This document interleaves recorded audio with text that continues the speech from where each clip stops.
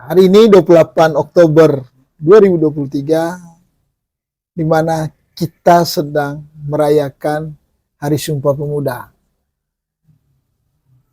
Dan 28 Oktober 1928 adalah tonggak sejarah yang penting untuk bangsa ini. Disitulah fondasi besar satu bangsa, satu tanah air, dan satu bahasa dirumuskan dan ditetapkan oleh seluruh orang muda Indonesia. Dan saya berbahagia sekali karena bersama saya hari ini ada Om Tridedi, ya, Mas Tridedi. Beliau ini Ketua KNPI Manggarai Barat, ya. Versi mana ini Om Dedi? Kan ada dua tuh KNPI itu. Versi yang mana? Tanpa ada versi. Tanpa ada versi. Udah Islah ya? Sudah selesai karena udah selesai ya? Udah selesai soalnya. ada SK Kemenkumham, ada Haki. Oke. Yang lain yang mengatasnamakan itu biarkan saja. Biarkan hal aja. biasa. Itu hal biasa ya. Oke, dinamika. Kepemudaan harus seperti itu. Oke. Ini ucapin dulu lah Om Dedi ini. Baik, terima kasih untuk Kakak Iron. Saya mau menyampaikan kepada teman-teman pemuda seluruh Manggarai Barat, selamat merayakan Hari Sumpah Pemuda untuk kita semua, untuk semua kalangan pemuda dari berbagai macam profesi, baik yang ada di 12 kecamatan, yang ada di desa-desa yang telah mengisi kemerdekaan selama ini dengan berbagai macam aktivitas yang positif untuk membangun kemajuan bangsa, negara, terkhususnya untuk Manggarai Barat dari semua jenis profesi pekerjaan, baik konja, sopir, tukang bengkel, buruh, tani, juga semua pemuda-pemuda yang berada di kota Sukoharjo ini dengan aktivitasnya masing-masing. Selamat, kita juga harus terus memberikan energi yang baik, positif ya, untuk kemajuan daerah dan bangsa menuju Indonesia emas. Oke, oke Om Dedi. Saya kira karena ya ini hari spesial kan, buat orang muda. Nah, dan saatnya orang muda seperti Om Dedi dan teman-teman KNPI Manggarai Barat berkontribusi lah untuk daerah ini. Dan kebetulan, bukan kebetulan sih sebenarnya, ini ada situasi nih Om Dedi di Manggarai Barat. Itu tuh APBD perubahan kita itu terancam untuk tidak ditetapkan. Tidak bisa dijadikan perda APBD perubahan. Nah, kebetulan kemarin saya baca itu tulisan berita media ya. Berita media bahwa ada komentar Om Dedi soal itu. Soal anggaran daerah ini. Nah, tapi saya sih bukan soal bicara terlambatnya saja. Udah banyak lah, kemarin saya sudah podcast dengan Pak Marhil Jeramun, dijelaskan Pak Serilus Ladur. Nah, saya pengen diskusi dengan Om Dedi ini terkait gimana sih Om Dedi melihat APBD kita selama ini. Ini berarti kan ada masalah nih dengan APBD kita gitu. Gitu. Kalau dari kami teman-teman KNPI, pertama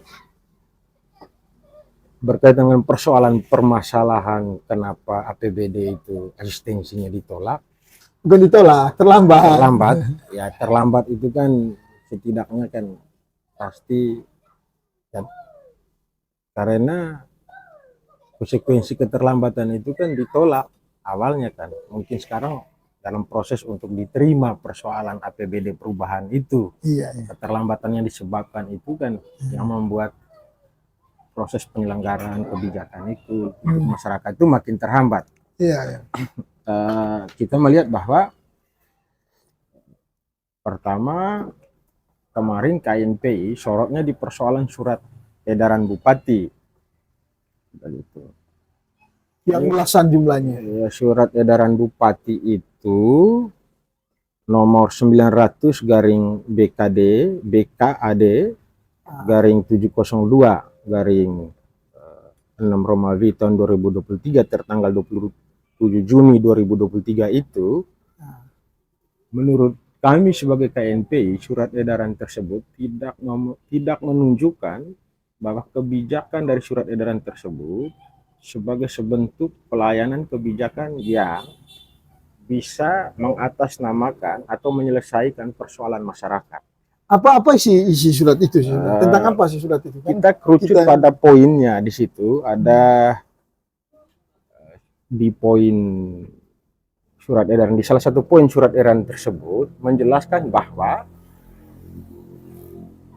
pemerintah Kabupaten Manggarai Barat menghentikan beberapa kebijakan terutama soal SPPD, juga soal belanja di dinas baik ATK.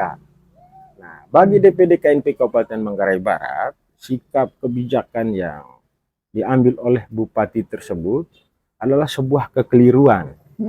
Kenapa dianggap keliru? Apabila pemerintah Kabupaten Manggarai Barat menghentikan persoalan perjalanan dinas atau anggaran dalam setiap dinas untuk melayani kebutuhan masyarakat, setidaknya Bupati harus bisa memitigasi atau melihat bahwa kebijakan itu seturut dengan persoalan berhentinya persoalan masyarakat. Maksudnya gimana? Artinya simpelnya. Simpelnya gini, Biar persoalan masyarakat ini kan dari hari ke hari, dari saat ke saat, dalam range waktu yang setiap hari itu memiliki persoalan. Dan setiap dinas yang ada itu tugasnya adalah untuk melayani persoalan publik itu, gitu. Menjembatani kebutuhan masyarakat yang bisa disampaikan kepada pemerintah, pemangku kepentingan untuk bisa diambil tindakan dan mengatasi setiap kebutuhan yang ada. Nah, apabila anggarannya di dalam dinas untuk melakukan persoalan pendekatan terhadap masyarakat tersebut melalui SPPD atau melalui rapat-rapat di dinas itu dihentikan, persoalan masyarakat itu kan sudah tidak bisa teratasi karena tidak ada struktur keuangan untuk menjamin persoalan itu bisa diselesaikan dengan berhentinya SPPD dan ATK atau hal-hal administrasi yang bisa memenuhi kebutuhan pelayanan publik itu sendiri. Kita menyoroti itu. Nah, di lain pihak DPD KNPI juga kemarin sengaja kita belum menyampaikan apa sih dasarnya dari persoalan ini. Ternyata dasarnya adalah PMK dari Menteri Keuangan dengan nomor 211 itu. Begitu. PMK nomor 211 garing PMK 07 tahun 2023. Tentang perubahan ketiga atas nomor PMK nomor 7 tahun 2019. Nah, di situ kan menjelaskan bahwa konsentrasi pemerintah itu terhadap persoalan alokasi dana alokasi umum itu tahun 2023 itu pada beberapa pos saja.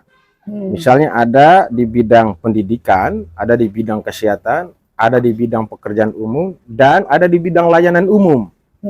Sementara untuk penggunaan DAU bidang layanan umum dialokasikan untuk beberapa pendanaan, persisnya kelurahan dan dukungan penggajian terhadap P3K yang baru diangkat.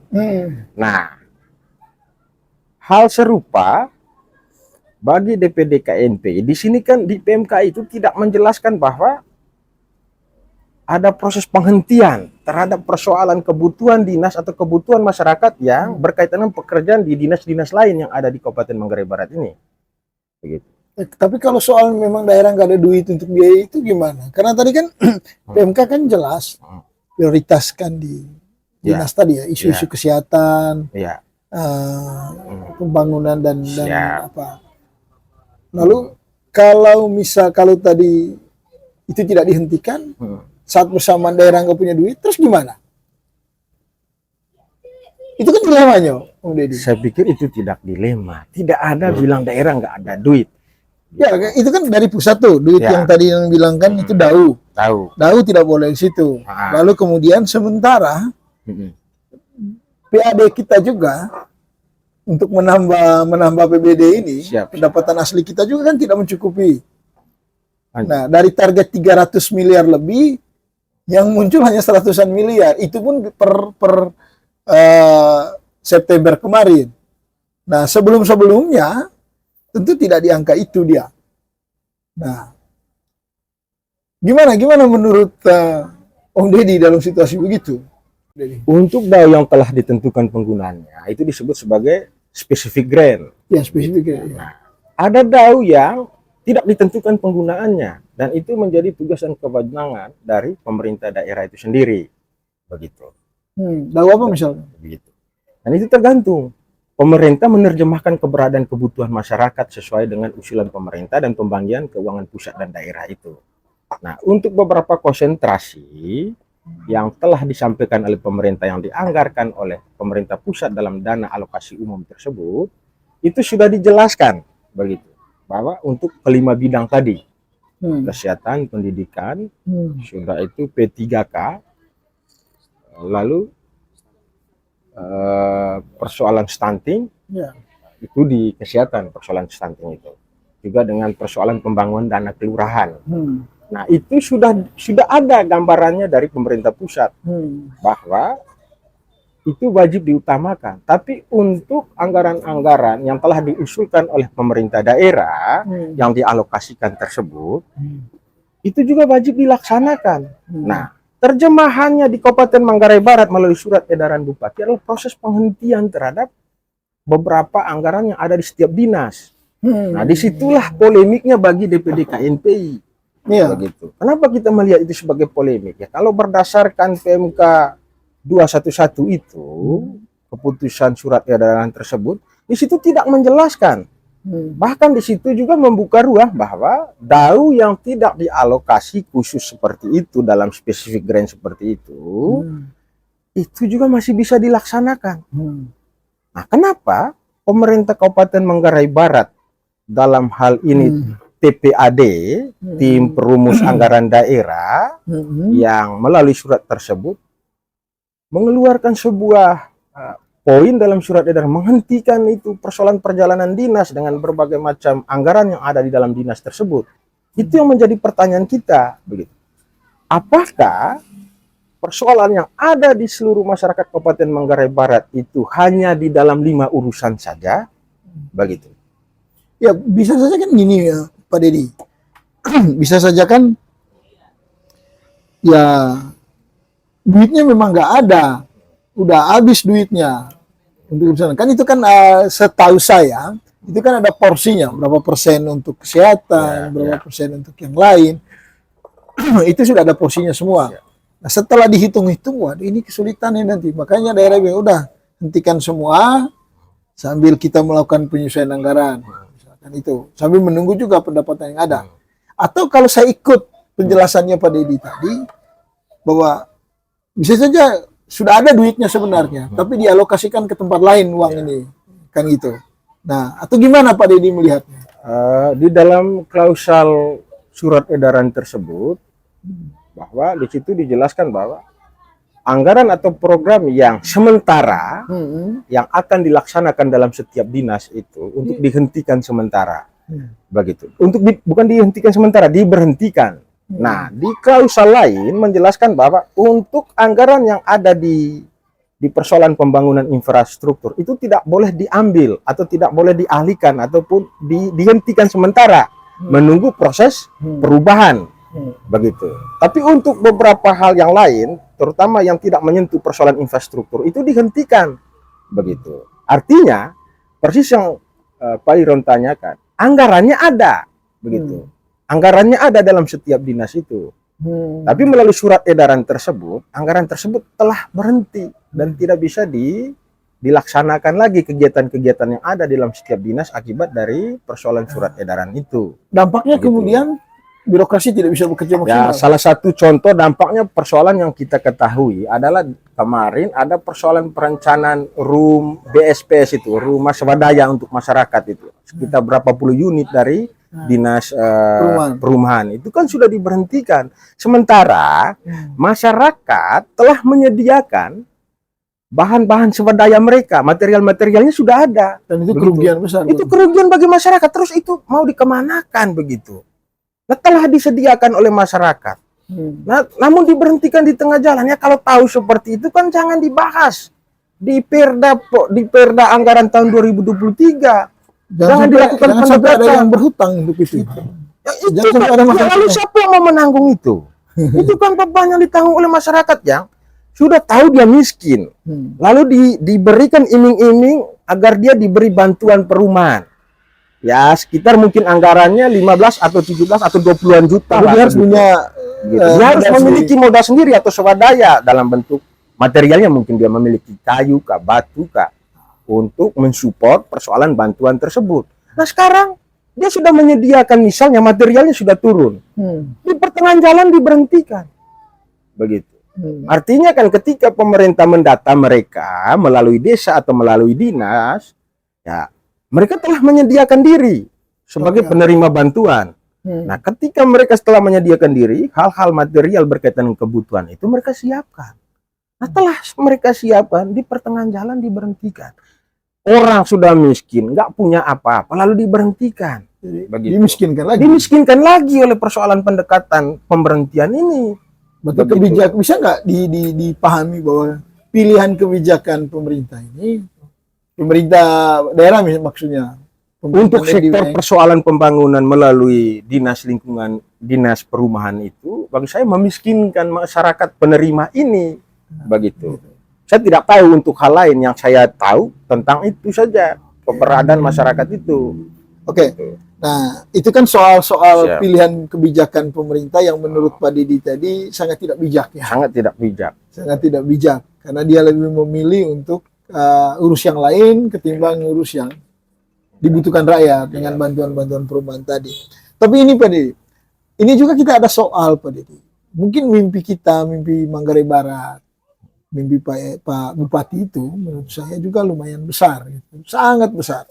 Beliau pernah bahkan dalam Perda RPMJ daerah 2021 itu dia udah buat capaian itu sampai triliunan di 2025 target PAD.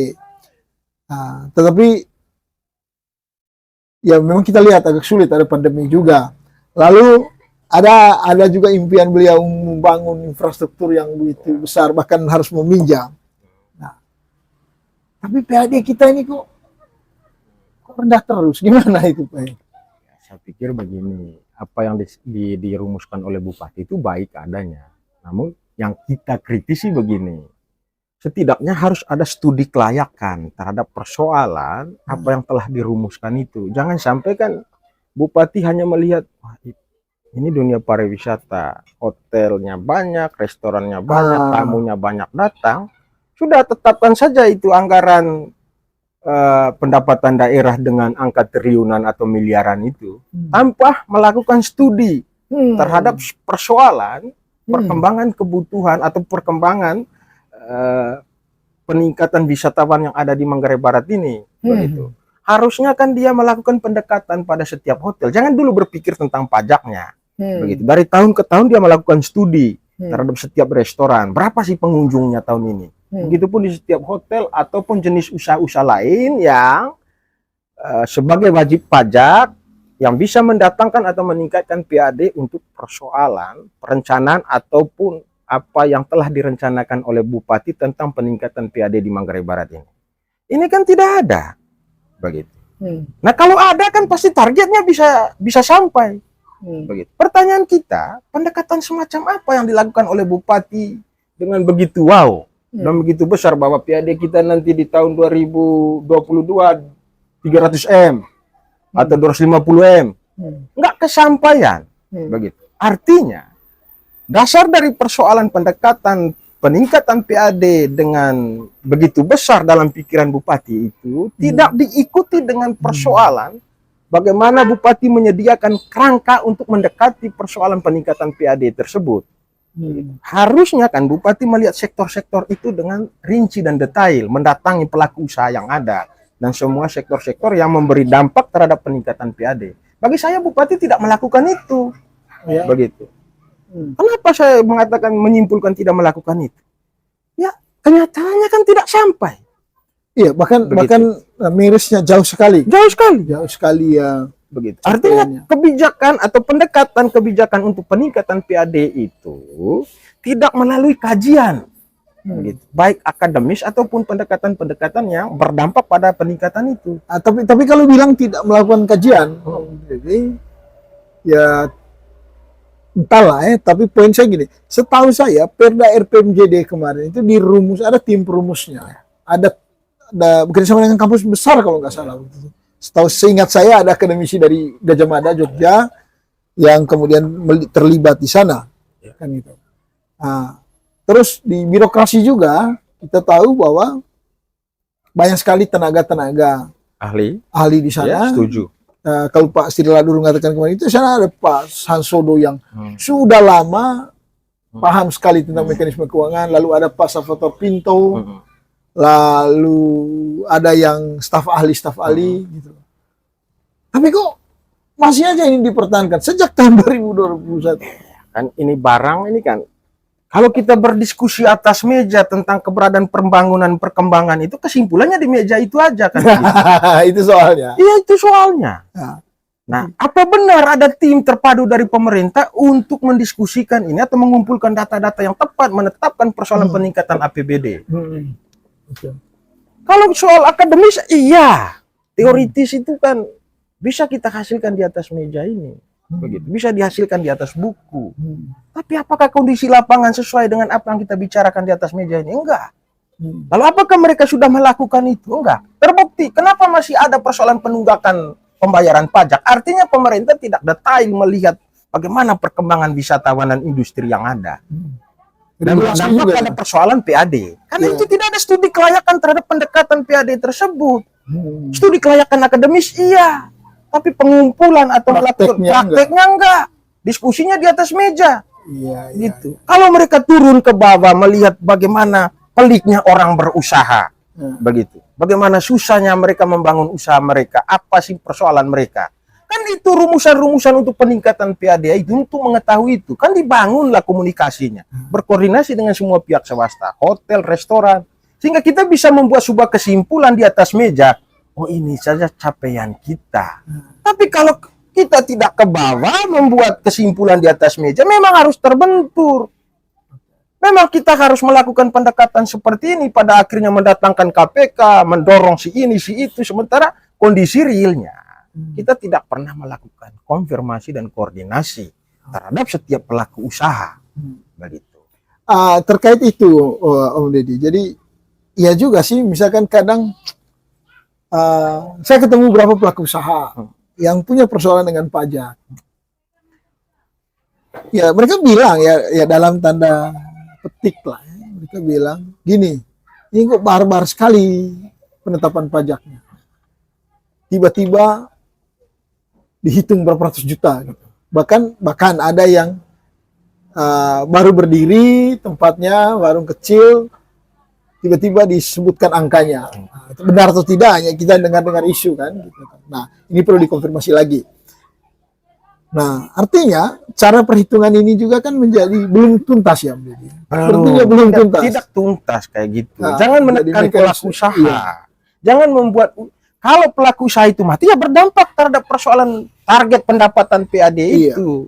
Makanya kalau kita sebagai teman-teman dari KNP yang mendorong pemerintah untuk secara berkala mendatangi pelaku usaha, membangun koordinasi, begitu. Harus bisa mendapatkan data-data dari pelaku usaha, karena mereka lah yang bisa memberi dampak terhadap persoalan apa yang diimpikan oleh Bupati untuk proses pembangunan Manggarai Barat ini ke depan menuju masyarakat yang baik itu. Tapi kalau tidak didekati dengan cara seperti itu, lalu mengambil kesimpulan, oh dia ada bangun ini, pajaknya sekian ya, karena NJP-nya sekian ya, nggak bisa kayak gitu loh. Orang baru bangun kalau lu tetap praktek selama ini begitu. Nggak bisa kayak gitu. Maksudnya praktek selama ini gitu ya? Kita tidak tahu kalau seperti yang Ite sampaikan tadi, orang baru bangun lalu didatangi tetap pajak, berarti prakteknya demikian. Begitu. Nah, itu tidak baik. Nah, kita harus datangi, lalu kita lihat bagaimana prosesnya, begitu. Harus fleksibel lah. Harus melihat masyarakat itu bukan sebagai objek pajak, dia juga sebagai subjek pajak. Ada persoalan di sana. Mekanisme. Ya. Regulasi dibutuhkan. Regulasi dibutuhkan, begitu di sana. Pendekatan juga dibutuhkan, dan kita bangun komunikasi yang baik dengan setiap pelaku usaha, begitu. Nah, kalau bagi saya kita juga kemarin mengkritisi tentang keberadaan salah satu hotel di sini. KNPI bersuara begitu untuk mendesak KPK Hotel yang kemarin yang bermasalah. Ya, bermasalah. Ya, kita tidak perlu sebut namanya kan sudah selesai kemarin. Tapi kalau keseringan melakukan hal seperti itu berdampak buruk terhadap investasi, terhadap usaha-usaha masyarakat yang ada di Manggarai Barat. Jangan sedikit-sedikit bahwa itu lembaga penegak hukum untuk mengintervensi usaha orang. Itu kan berdampak buruk terhadap konsumen. Artinya konsumen lihat, oh kami tidur di sini dia nggak bayar pajak, enggak. Jadi ke situ, semakin banyak persoalan ini diatasi dengan cara seperti itu. Semakin mati usaha masyarakat di sini dan pelaku usaha itu bisa guling tikar. Makanya dibangunlah komunikasi yang baik, begitu. Untuk setiap pelaku usaha, apa sih masalahnya sehingga mereka terlambat bayar pajak, begitu. Didiskusikan, begitu. Oke. Ya, kita kembali ke ini, Om Deddy. Kita kembali ke bicara soal APBD kita yang perubahan kita yang kemudian hampir gagal. Sambil minum. Jadi ya ada peluang lah, besar peluang untuk tidak diasistensi ya. Yang kemudian saya tahu kan, yang pengen saya tahu dari Om Deddy ini kan gini sebenarnya. Pak Bupati, kata Pak Sidus Ladur kemarin, Pak Bupati itu kan DPR berapa tahun? Dia DPR berapa tahun, Banggar ketua DPR. Dia tahu soal ini. Harusnya di September kemarin, kok kenapa harus lambat? Kalau misalkan soalnya adalah capaian PAD kita yang tidak sesuai target misalkan, harusnya kan lebih dulu dibicarakan. Oke lah, karena tidak sesuai ini sudah gejalanya agak sulit ini gitu. Ini kok dilama-lamakan. Ini ada apa? Menurut KNPI gimana itu? Kalau untuk menelisik itu, saya atau no comment. No comment. Kenapa no comment? Ini menarik ini. Kenapa no comment? Saya hanya mau menyampaikan begini kalau soal itu. Kenapa sampai seperti itu? Di sini saya melihat peran penting untuk bisa menyelesaikan ini itu ada di TPAD itu, tim perencanaan anggaran daerah itu. Lalu Pak Sekda sendiri. Nah, secara birokrasi kita melihatlah, bukan secara politik. Ada apa di balik itu, tidak. Di sini bagi saya ya mungkin ada miskomunikasi begitu. Dan ini komunikasi. Om Deddy, baru ini terjadi loh dalam sejarah daerah ini. Saya nggak tahu di NTT dan di daerah lain. Makanya saya bilang mungkin ada miskomunikasi. Kan tidak mungkin dinas-dinas selama ini, TPAD selama ini, di zaman bupati kan mereka bisa menghasilkan produk kebijakan yang baik yang tidak bermasalah seperti ini. Kenapa di zaman Pak Bupati ini ada seperti itu? Itu yang menjadi pertanyaan. Nah, pertanyaan kita ke situ. Artinya apa?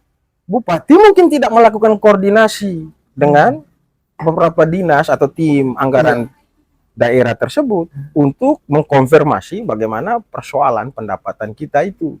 Saya pernah tanya di Pak Marten, Pak Ketua DPR. Pernah nggak bersurat itu? Oh, sudah bersurat. DPR itu sudah bersurat untuk minta segera membahas anggaran perubahan. Nah, kembalinya di situ. Ini misteri nih. Jadi misterinya. Ya, misteri. Kalau saya langsung menyimpulkan, saya tidak masuk pada sisi lainnya. Ya, saya menyimpulkan bahwa kurang koordinasi. Ini terhadap setiap SKPD yang ada. Kan ada Pak Sekda yang sangat berpengalaman di situ. Ada Pak Pinto. Berulang-ulang kali kan Pak Pinto jabatannya berada pada bidang itu.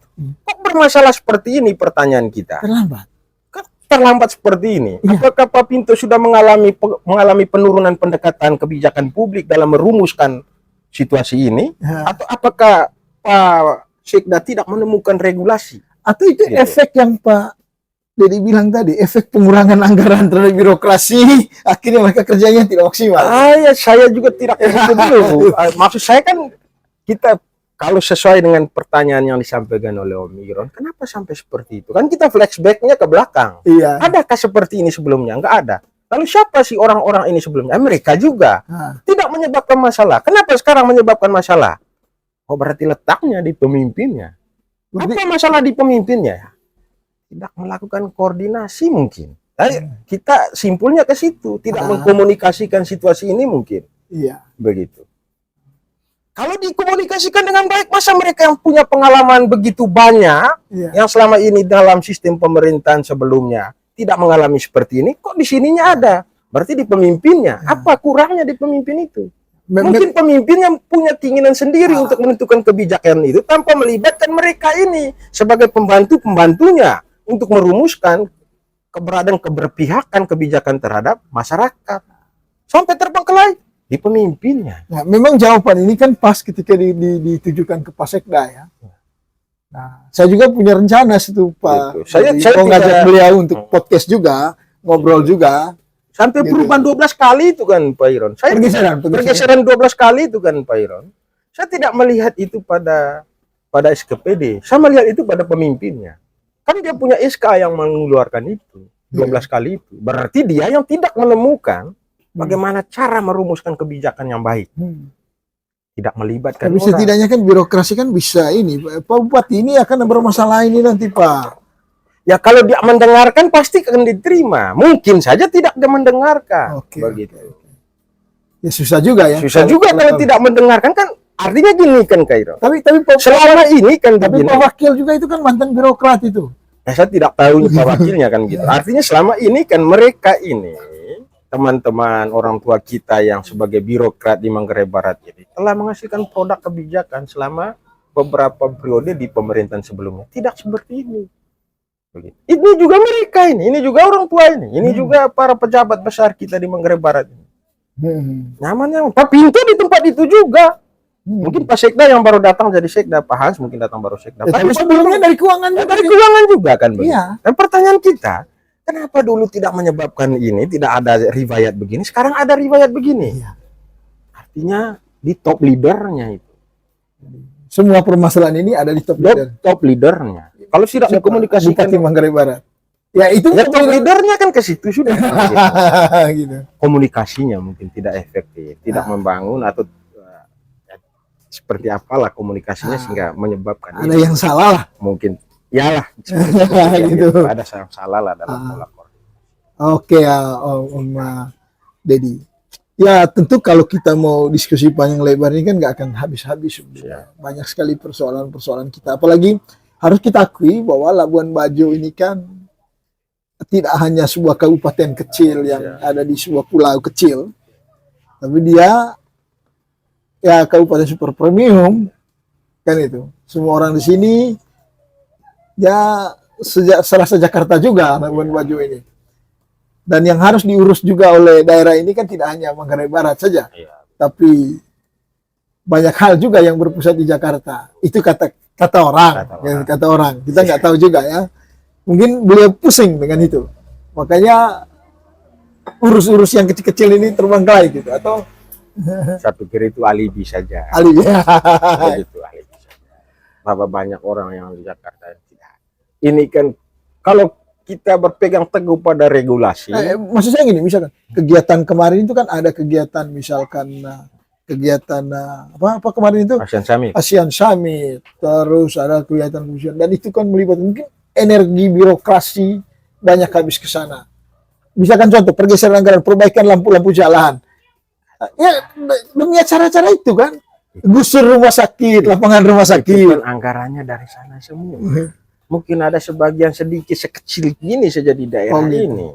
Jangan sampai menuduh itulah sebagai sebuah. Siapa tahu kan karena pusing itu maka waktu berkoordinasi kurang. Berapa mampu daerah ini punya anggaran untuk menyelesaikan itu kemarin? Enggak ada. Kita ini kemarin kalau kita lihat ya, Pemda mungkin hanya sebagai panitia pelaksana saja dalam hajatan itu kemarin atau ya bagian dari IO mungkin dari pusat untuk membantu kelancaran kegiatan itu. Bukan Pemda sepenuhnya yang sebagai pengarah untuk bisa melaksanakan itu. Jadi kalau mereka mengatakan kami kehabisan energinya ke sini, benar aja. Kan tidak ada pelimpahan kewenangan dari pusat. Kamu urus ini loh, enggak ada. Itu kan kemungkinan yang kita coba bangun. Mungkin mereka membangunnya untuk mereka. Oh ya. Kita coba siapa tahu kan. Siapa tahu. Kalau mereka membangun itu, saya yakin jangan-jangan gitu loh. Karena tidak ada pelimpahan kewenangan kemarin. Kamu ngurus ini loh. Sampai sekarang mereka mungkin hanya bicara begitu aja gitu. Gitu. Sampai sekarang mereka nggak bicara begitu Pak Dedi. Tapi harapannya kan, ya ruang publik untuk mendiskusikan ini kan harus tetap hidup. Terima kasih buat Om Dedi yang sudah menyediakan waktu dan kesempatannya. Ya, mungkin Semoga ada- ke depan kita bisa tetap berdiskusi dan mengkritisi banyak hal yang ada di. Terima kasih banyak ya Om Oke, Deddy siap. atas waktu dan kesempatannya. Salam pemuda. Salam pemuda.